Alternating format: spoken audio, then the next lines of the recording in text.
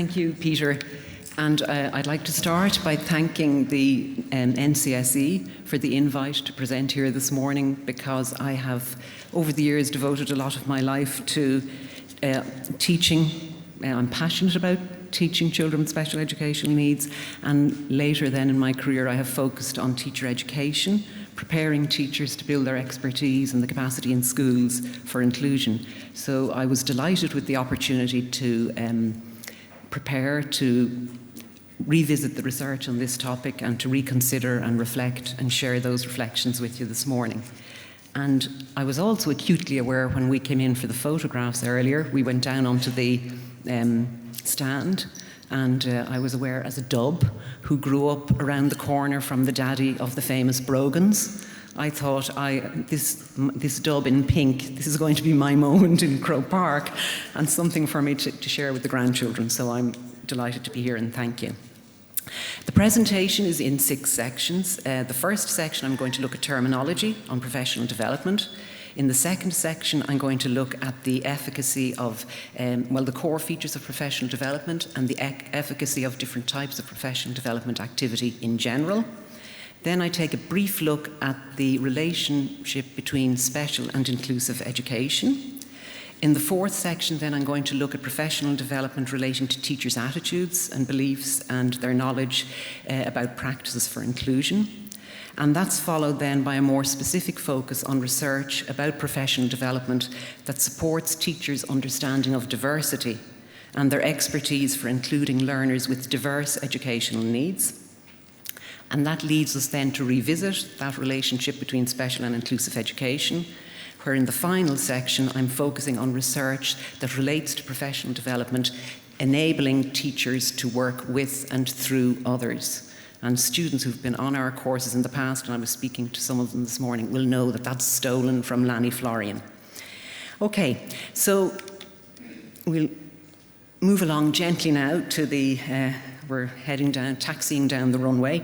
We're going to look at the terminology very briefly, and this is where we're all borrowing words from our chair this morning, because I started out here with the idea, the basis that teacher quality and teacher expertise has been shown to be the most significant variable in student outcomes, and it's within that context that professional development and professional learning is acknowledged as fundamental to improving teacher teaching and learning.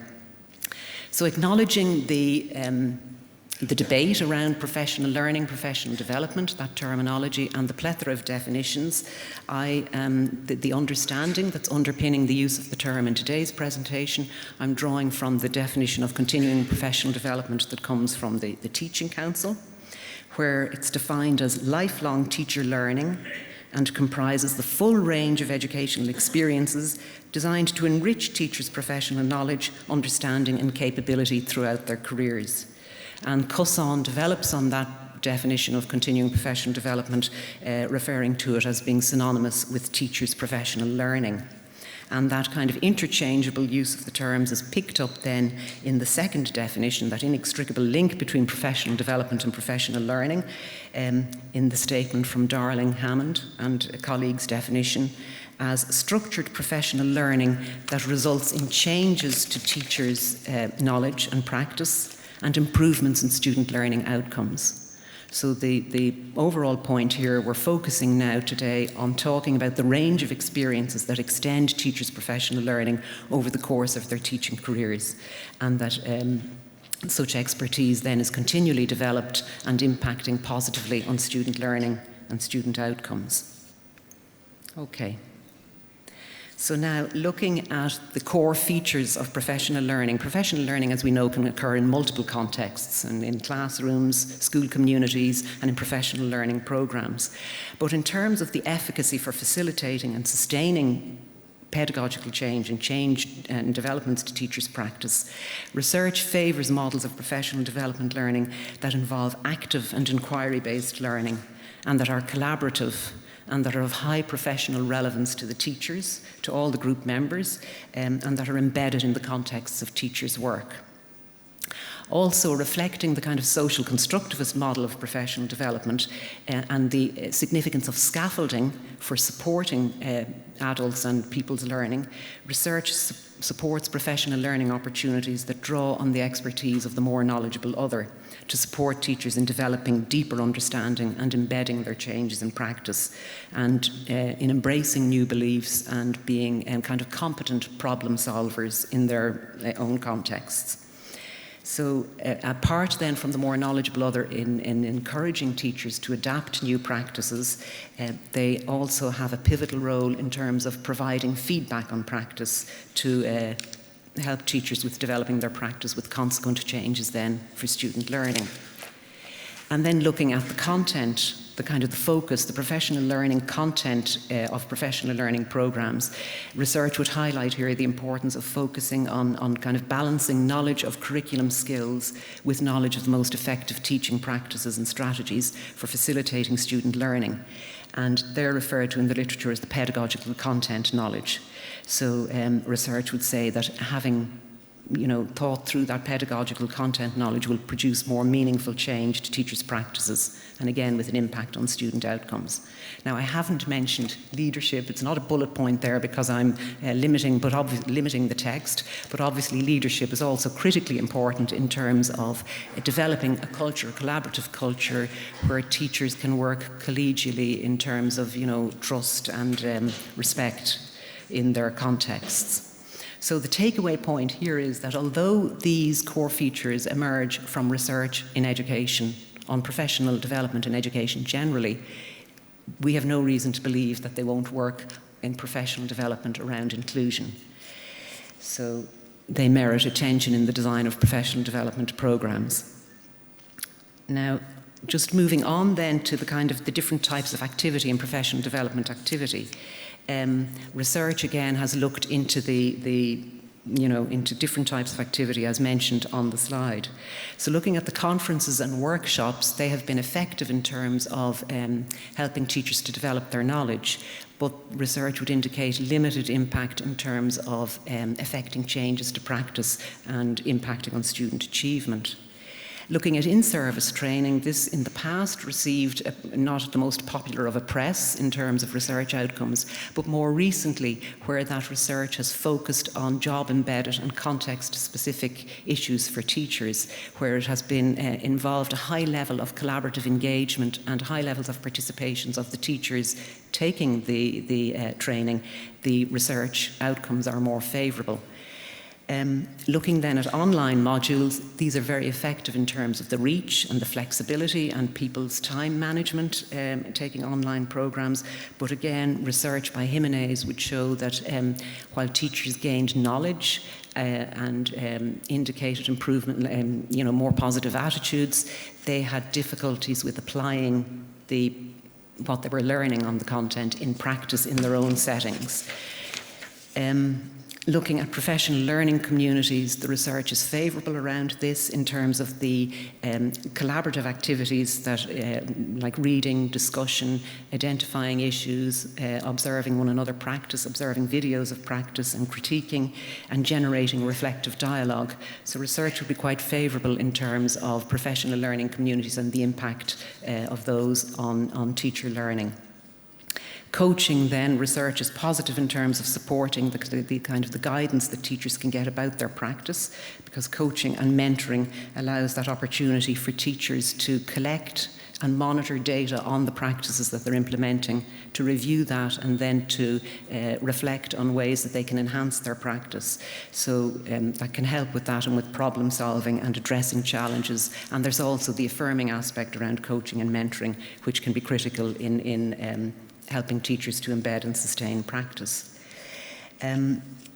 Self-management approaches. Simonson and co have worked on this around teachers self-managing their own learning and being kind of having email reminders and prompts at different times over the course of that learning period, and research is favourable in terms of outcomes for that. The takeaway point here is that there is no one speedy, kind of one-size-fits-all approach to professional development. It's the research would support that a number of activities, a combination of activities are required. And increasingly, research is highlighting the significance of explicit teaching and tutoring in evidence-based practices, paired with coaching and mentoring opportunities that allow guidance, reflection, kind of a critical analysis of practice, and that those combined are more favourable in terms of leading to enhancing kind of teacher change and impacting positively on student learning. So again, combining professional development for inclusion that combines the explicit teaching along with sustained coaching would seem to be favoured by research. Now, in this, this is just looking here for at the connection, what Lani Florian refers to as the necessary coexistence of special and inclusive education. And when we are looking at children with special educational needs, they're typically considered or to be children who have a learning difficulty or a disability that requires support that is additional to or different from that which is ordinarily available to others of a similar age. So that has led to a focus on additional supports and adaptive pedagogical methods as the hallmark of special education. And in this context, or in this kind of framework, special education becomes an individualised response to difference, targeting differentiated supports to address individual difficulty for some. And again, with that definition, over decades, there has been kind of criticism of the exclusionary practices associated with providing that differentiated education. So there's the call for ways of meeting the needs of all without marginalising or without engaging in exclusionary practices for some. And that brings us then to inclusive. The other side of the special and inclusive relationship, inclusive education, which obviously is highly contested, and I'm going to take a great shortcut here and just draw on the UNESCO, United Nations Sustainable Goal Development for Education, Sustainable Goal 4, where education aims to ensure inclusive and equitable education and promote lifelong learning opportunities for all. And within that context, reflecting that aim, inclusion in education is defined as the right to safe quality education and learning throughout life, that requires particular attention be given to those in vulnerable situations. Persons with disabilities are included in that. Okay, so the particular attention be given is a point we need to think about, how we conceptualise that and how we address it. So inclusive, equitable and quality education for all is placing the focus firmly on what it means to educate all children together so that they all have access, that they can be meaningfully included in national curricula and systems of assessment. And my takeaway point here is that outcomes for inclusion they'll be judged on how well all learners receive the support they need, without perpetuating the marginalisation that can occur by treating some learners differently to others of a similar age. So professional development for inclusion has to address that necessary coexistence between special and inclusive education. And I'm going to be returning to that in the 3 slides at the end of the presentation. Okay. Now, here we've seen Peter's blocks, the orange, the yellow and the blue. We're looking again at the components that require attention in professional development for inclusion. So working on teachers' attitudes, their beliefs, their understanding and their knowledge, and their action, their doing and their practices. So there's a lot of debate in the literature around, the chicken and egg, which comes first. Do we work on attitudes and will that help knowledge and beliefs and practice?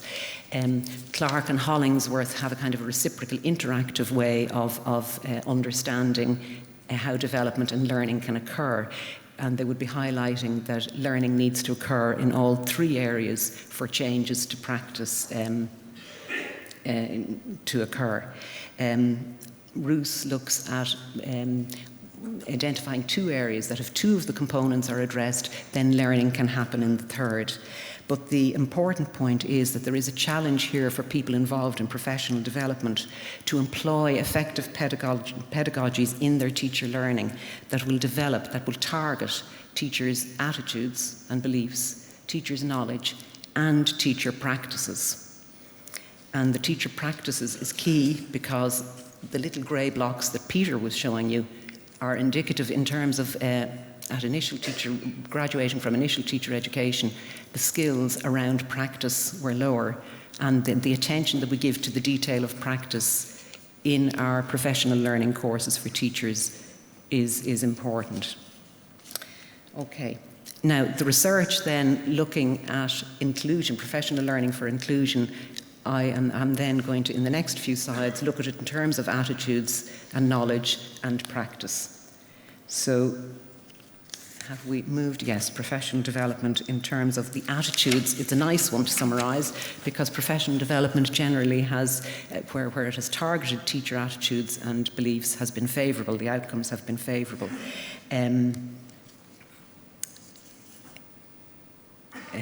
Sorry now. Yes, so teachers, De Boer's work there, teachers who engaged in professional development around special needs education were more likely to display positive attitudes to inclusion.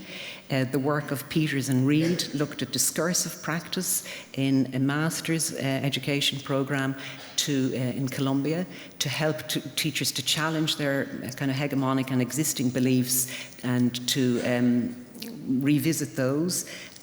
The outcome of that was that the module on its own wasn't going to, changing attitudes alone weren't going to transform the practices for inclusion that were necessary in classrooms and schools. The Lanny Florian's inclusive pedagogical approach in action has been very strongly highlighting the importance of challenging teachers' existing beliefs around marginalisation and challenging kind of the bell curve thinking. So a lot of the work there reflects back to the core values that Peter's presentation highlighted earlier. And then the work by Forlan and colleagues, where after a 40-hour programme, teachers displayed diminished concerns in relating to including children with special educational needs, and they showed an improved sense of their teaching efficacy for students. So again, the point here is that teacher attitudes count. And attitudes they're associated with positive teacher efficacy, and professional development can influence and develop and bring about changes in teacher attitudes using, for example, the pedagogical approach like discursive practice. Looking specifically, again, we're familiar with the work of Lanny Florian around initial teacher education, but this has been developed. Florian and Graham have looked at this in relation to continuing professional development for teachers and the characteristics. They draw out certain characteristics around values that need to be thought about. So the characteristics are on the left-hand side of the column, and then they look at what the teacher needs to take on board in terms of addressing those characteristics, and then there are examples of practices. But the emphasis here is very much to promote, to remove the kind of bell curve thinking that is very prevalent in education, and to build teachers' capacity to find creative and inventive ways of making what is ordinarily available, making that available to all children in the classroom community. So that the framework there, it clearly highlights some of the critical principles around teacher development that should be considered in terms of professional development programme. But research would be required on modules of professional development that had been designed incorporating those principles to see what kind of impact that was having on developing teachers' attitudes and teachers' inclusive pedagogy.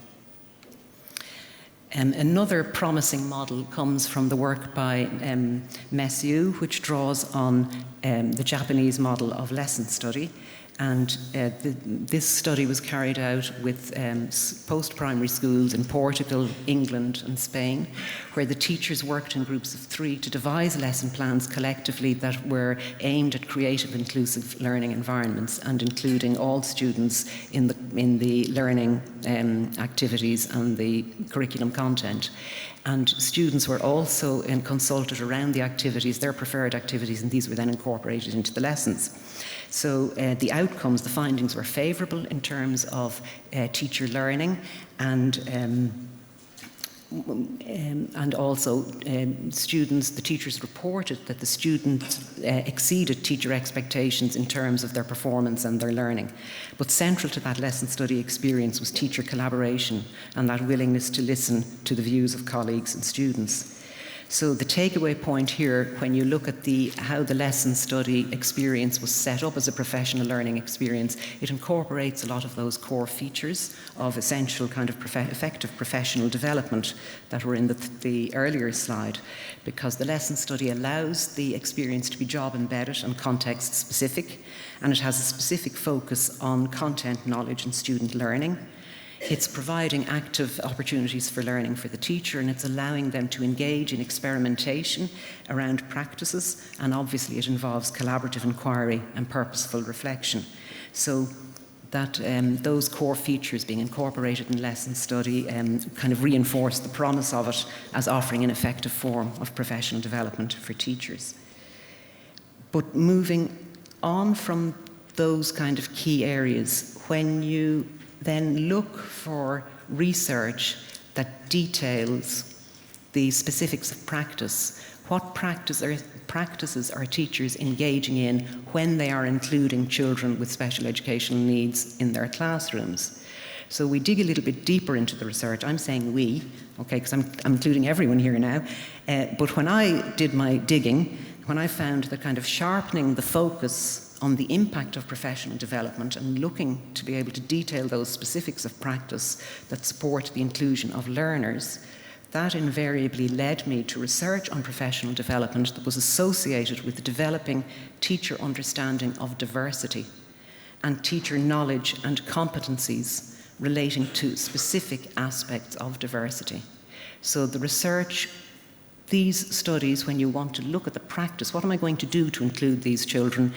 You're unpicking the diversity, you're getting an in-depth understanding of that diversity, but it's also highlighting the context-specific factors and the nature of those, which connects back with the importance of context-specific professional development as a feature of effective professional development. So looking then at understanding of diversity and the context specific, to prove my point, okay, in this slide I have, sorry, where am I here now? Sorry. Yes, to prove the point here, we're foregrounding sorry, I can't, am I on? No, I have moved too far, so I go back. Apologies about this slide.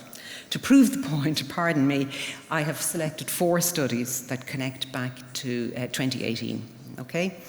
But I could have taken any number of studies. The first study there was carried out, the Oakes et al. Was carried out in the United States. It was looking at the professional learning needs to support teachers who were teaching children with challenging behaviours in mainstream settings.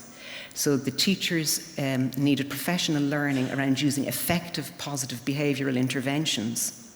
So they had school teams and a district coach, and they had 5 days of intensive training where they learned how to use functional behaviour assessments and evaluate the students' behaviours, and then to collectively collaborate on designing teaching strategies and behavioural approaches that would work with the students to keep them focused and attentive in their learning. So they developed a very, within the 5-day program, they had very systematic and explicit teaching of concepts and strategies for each of the steps, and they were working collaboratively on each of the steps. So they had the core features of the professional learning there, and the outcomes were positive in terms of enhancing teacher learning and improving the outcomes for the students. The second study, Loughlin et al., looked at physical education teachers in post-primary settings, again in the United States, and the students they were including had severe cognitive disabilities and physical disability. So those the teachers were given intensive training over 2 days around ways of assessing the functional motor skills of those students, and strategies then in terms of devising. They were supported in devising their plans for teaching. They videoed their teaching and critiqued the videoing and with the coach, and they were supported then in developing their teaching strategies for including those children in their physical education lessons. The third study evaluates an alternative and augmentative communication training program for teachers that was carried out in Sri Lanka.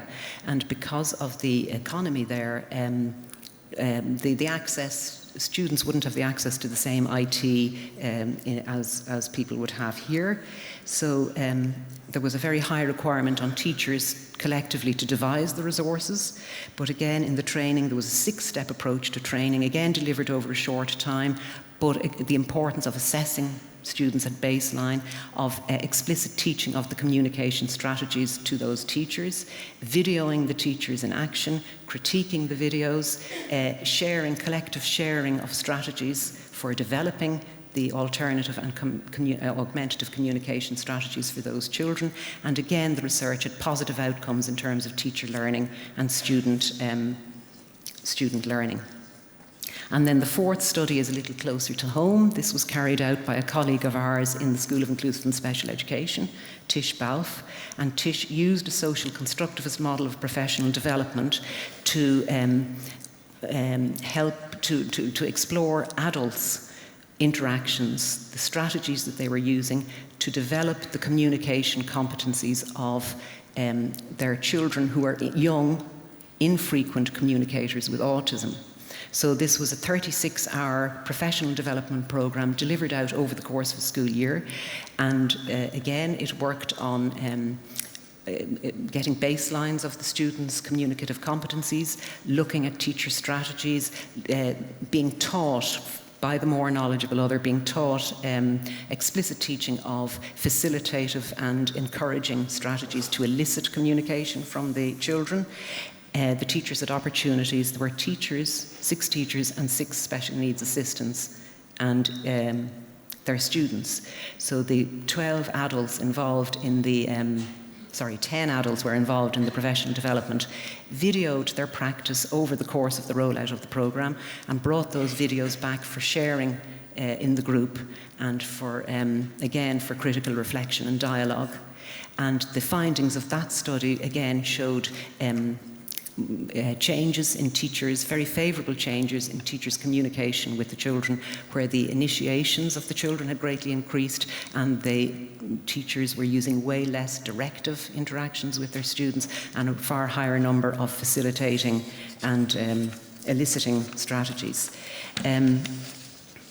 So the point about these studies, and as I say, I've taken 4, when we look at what practices are required to include children for whom that additional support, those who required what is additional and what is different to what has been ordinarily made available to everyone else, when we dig deep into the kinds of practices, we're getting an insight into what is meant, what's implied by that context-specific aspect in terms of professional learning for those teachers.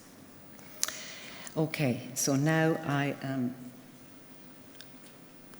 moving on from there to Sorry, now. Having looked at the specifics of practice, this then, reflecting on that, we're brought back to that relationship between special and inclusive education. And we're seeing, kind of spelled out for us, the need for, again, Florian has written about this, how special educational needs can contribute to the goals of inclusive education. And we're brought back to that. How can special educational needs, how can the knowledge about those specific practices that are quite context specific, how can that be brought to impact positively and contribute to inclusion? And that is, for me, that's a key question. And that's highlighting then the significance of a focus on developing collaboration and collaborative practices among teachers in their professional development for inclusion. Because it's in that context that the focus can be on how teachers can work in and through others for including children in ways that will respect the dignity of all learners as full members of the classroom community. So that collaboration is critically important. And that brings me on then to the final 3 studies that I would like to talk about. The first one looks at, it carried out in the United States, and it looks at job-embedded professional development for the inclusion of students with disabilities. In the United States, 10% of the children will be diagnosed with special educational needs. 96% of those are in mainstream education, and 80% of them are included in mainstream all of the time. So this study was about increasing the students with special educational needs, increasing their participation in content, curriculum content areas in their mainstream classes. And 6 schools came together who were committed, initially committed, the attitudes, positive attitudes were there, they were very favourably committed to inclusion. And the job-embedded professional development, teachers had access to an inclusion consultant. So again, that's like the more knowledgeable other, who worked with the teachers in terms of identifying the issues, building up their resources, their plans and their strategies to make what was ordinarily available to all learners in their classrooms. And there was that very strong collaborative component in terms of sharing professional learning, sharing of ideas and resources and practices. And that collaborative structure then impacted positively on the teachers' practices, but it also engendered teacher leadership at all levels in the school and helped to create that critical mass for change. So there were very favourable outcomes reported from that study. And if you're looking, there are lots of research on this topic conducted in the States where they work with teachers who have that commitment to inclusion. And if you're looking for more studies on that, Peter Higgs had a list of them last night, so they're not included in this presentation, but they're there. Okay, now we can come then a little closer to home, into the Irish context. Again, a colleague of ours in DCU, for her doctoral thesis, looked at a case study in one school, a professional development, a professional learning community, and they looked specifically at ways of designing, offering choices to children in their learning. So ways of designing curriculum that were inclusive in terms of building on students' ability to choose activities that were pertinent to their developmental levels. There was coaching from the more knowledgeable other in terms of leading the professional learning sessions, and they were focusing on kind of developing teacher capacity to design and offer that range of choices to learners.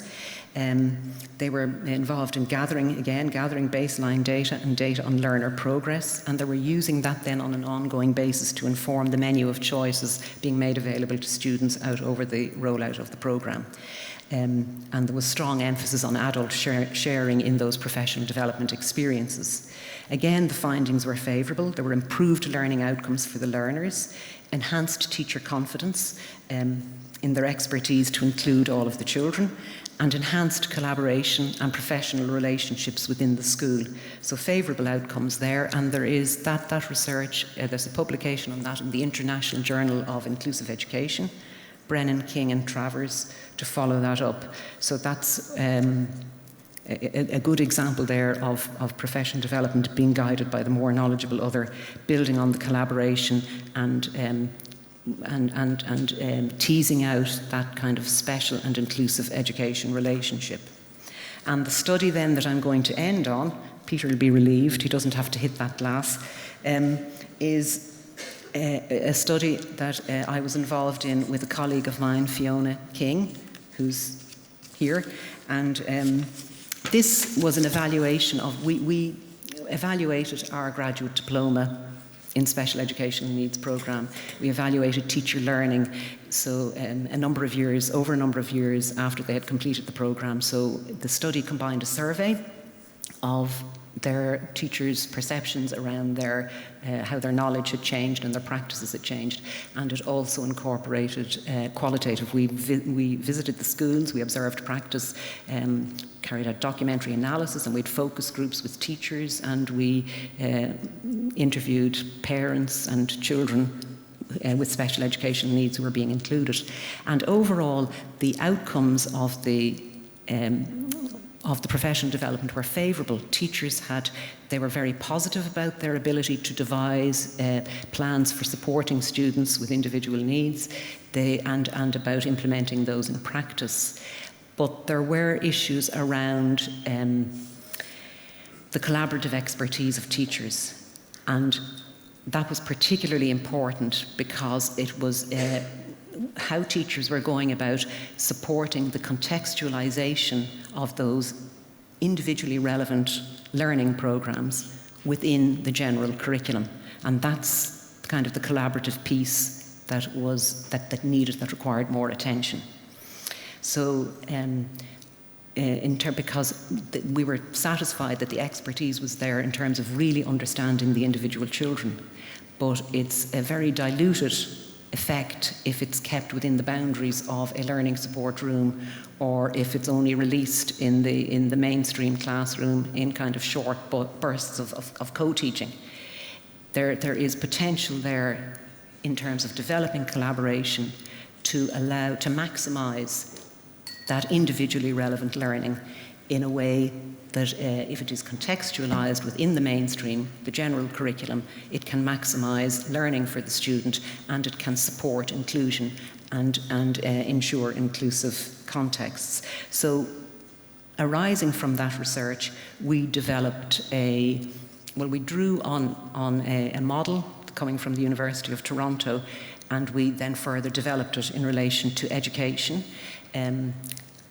A collaborative framework to support schools and teacher educators around developing the collaborative skills of teachers. So you're only seeing a very small part of it there, the three constructs that relate to joint instructional activity, communication, and values and ethics.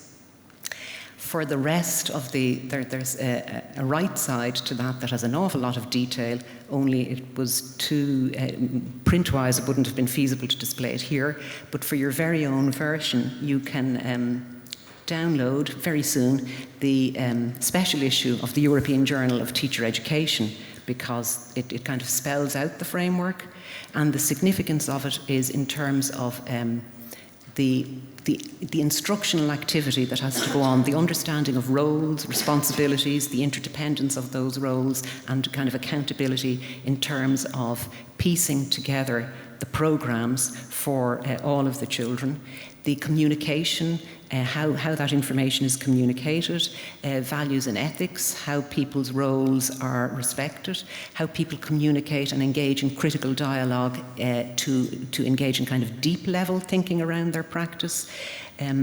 So the right side of the framework that you're not seeing identifies the kind of the behaviours and the competencies that are relevant to helping teachers to contextualise individually relevant learning from support plans within that mainstream curriculum to support the inclusion of those students. So on that note, I think I have said what I needed to say. If this was a paper, I'd have a conclusion section, but I am leaving you to, I've kind of highlighted what the takeaway point from each of the slides, so I'm going to leave you to draw and sit with your own conclusions for a moment. Thank you.